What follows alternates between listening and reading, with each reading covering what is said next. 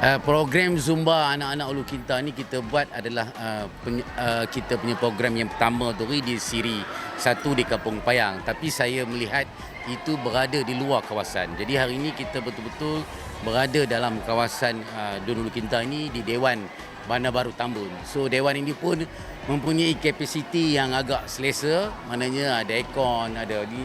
Tapi yang paling pentingnya saya nak mengadakan Zumba ini untuk pasal diorang ni bukan golongan orang yang politik. Diorang bukan golongan orang politik. Tapi yang paling pentingnya kita nak mengajak masyarakat ataupun anak-anak muda ni menjaga kesihatan. Maknanya Zumba ini boleh menjaga kesihatan dan boleh membentuk pemikiran positif. Bila kita sihat, pemikiran kita positif. Itu yang paling penting. Hari ini yang hadir 225 orang. Ada setengah yang dah balik dah. Tapi yang tunggu saya ingat dalam 180. Ada juga jemputan daripada Tapping. Satu tim daripada Tapping. Yang lain tu daripada sini semua. Umur ni dia pelbagai. Kalau kita melihat yang saya tanya budak yang atas pentas ni, dia umur 18 tahun. Dia ada pelbagai. Ada yang umur dalam 40, 50. Saya ingat 55 pada sebaik 50 lebih macam umur 53 sebaik saya pada aku. Tapi kalau kita melihat dia punya umurnya range lebih kurang dalam 30 ke 45. Ada Cina, ada kaum India pada. Yang kaum Cina tu tim Pasar Mini Sayang Tambun. Tu di belakang.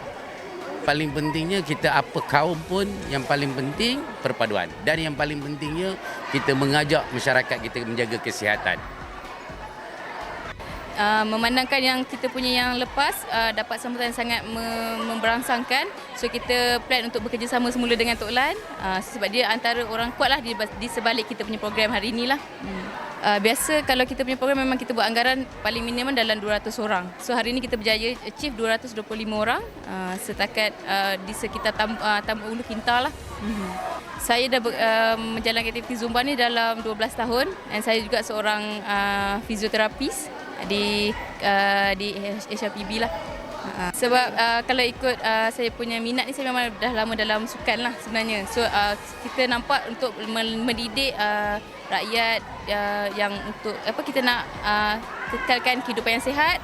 So bila kita buat aktiviti kumpulan, lebih ramai dia punya sambutan berbanding kita buat in person lah.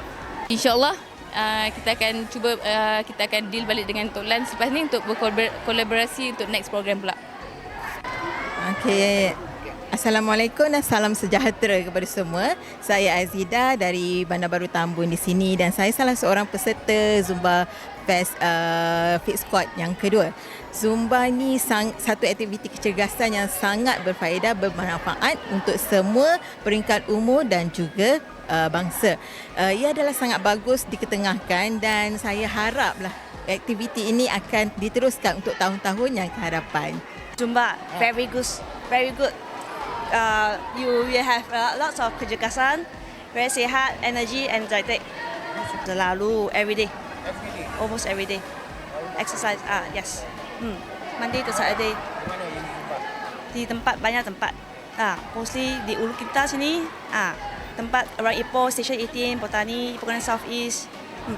Almost 10 years. Almost 10 years. 9 to 10 years lah. Okay, alright.